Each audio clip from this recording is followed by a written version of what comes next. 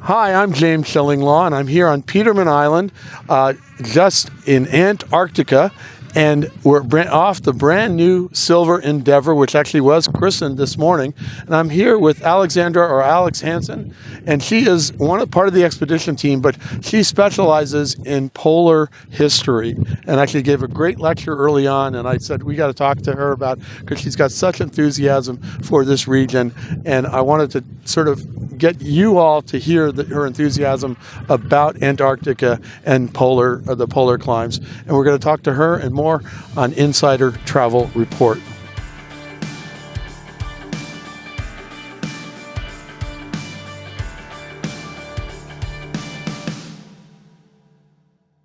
Now, Alex, first of all, this is amazing to be here, right? I mean, it doesn't stop being thrilling. Oh, it is absolutely incredible. It's amazing even to be in Peterman Island this early in the season, too. So we're really, really fortunate and lucky to get down here.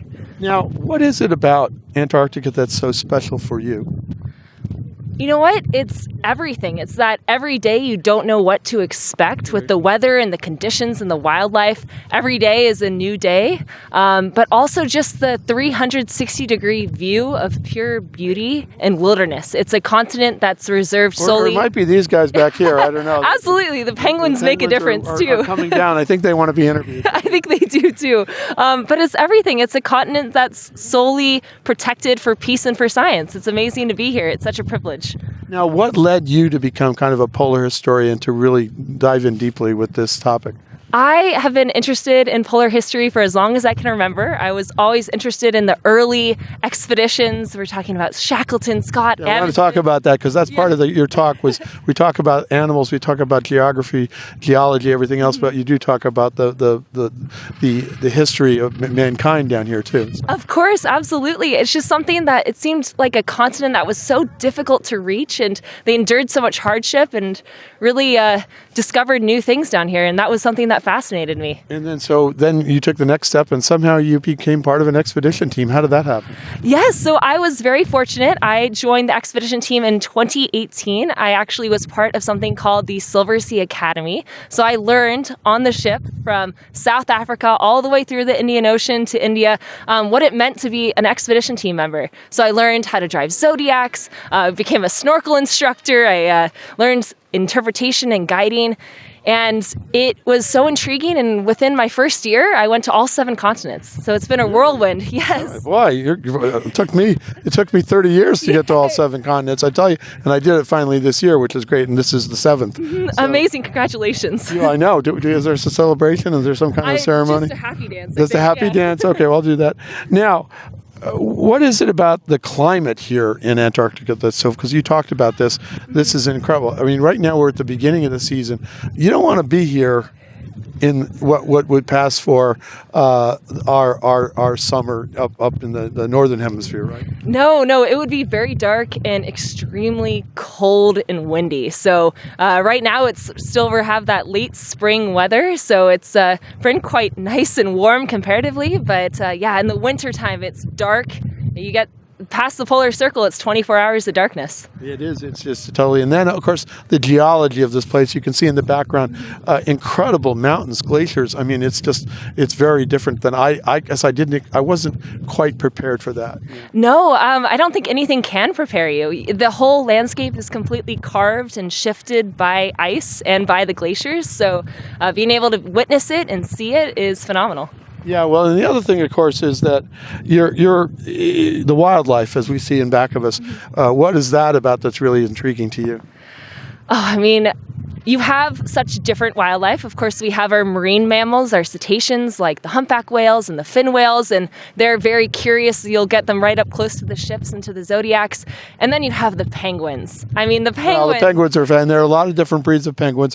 What do we have here? We have...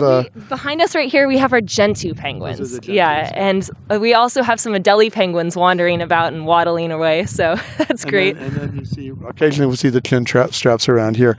It's harder to see the emperors and things like that. Have you seen emperors yourself? I have only ever seen one emperor penguin, so it's always possible, but very unlikely. So that's it. And then, of course, you have all the seals, which are amazing. Oh, and the seals, I haven't even gotten to the seals yet. The seals are a wonderful sight, too, especially when they're resting on the ice floes. Yeah, we were lucky enough to see a lot of elephant seals, somewhat active. We haven't seen a lot of other seals. We saw a leopard seal the other day in the water, but hopefully, I think we got another stop next that we might see some there, because I've been in the next place if we get there. So Absolutely, there's always that possibility. So every seal we see is pretty a fortunate encounter.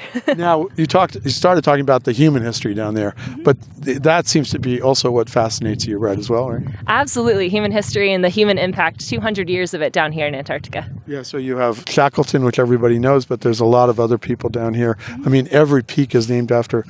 We have Charcot, which is not the guy. He had, apparently he was docked right out here. He's a French explorer who was down here too. Yes, Jean-Baptiste Charcot was actually overwintering here in this bay, right where we're standing on this island, from 1908 to 1909. So we're standing in the footsteps of heroic explorers. Well, that's it. And you hear all about this stuff, and you get lectures, and Alex will be happy to tell you all about that.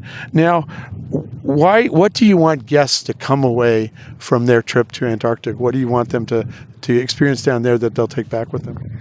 I think coming here to Antarctica, it is such a momentous occasion and a celebration that you made it to the frozen continent. I want you and want guests to come away as Antarctic ambassadors. Right. You are now a voice speaking on behalf of the continent to really create peaceful change. They agree. They're applauding me. Be a force of change. Say that Antarctica is important to preserve and to conserve, and to use for science and peace. It's important. Yeah. Now, do you think you'll continue to focus on Antarctica, or are you going to try to branch off into other regions of the world, Arctic? I don't know. What do you think you're going to do? I mean, I have worked on all 7 continents as a guide, so I have a lot of favorite places and destinations that I'll continue to visit, but Antarctica is my favorite, and it has my heart completely. So I will always be talking about Antarctica for sure, and trying to come down here as much as possible. But I do know, I looked at your background, you've actually learned Mandarin, you've been in China and all that, so you're very eclectic interests. I do, yeah. I have a pretty varied interests for sure. But so far, this is the big one right now, right? Oh, I mean, this is the thing I'm most passionate about, is Antarctica and preserving it and making sure it's got a good future ahead. Absolutely. Well, Alex, I want to thank you for taking the time. I saw your lecture the other day. We said we had to get on because your enthusiasm for Antarctica is really infectious. And if you're wondering about, whether your clients are saying, why should I go to Antarctica? Well, show them this video and kind of get with the program here, because it is such an amazing place. And now this is my 3rd time this year, which is a little crazy, I know, but that's what we do as travel journalists. And each time is different. Even this place, I have been here, but I'm sure there's going to be different sites and different things every single time you're down there, right? Absolutely. It's always changing, always interesting. I'm James Shillinglaw, and this is Insider Travel Report.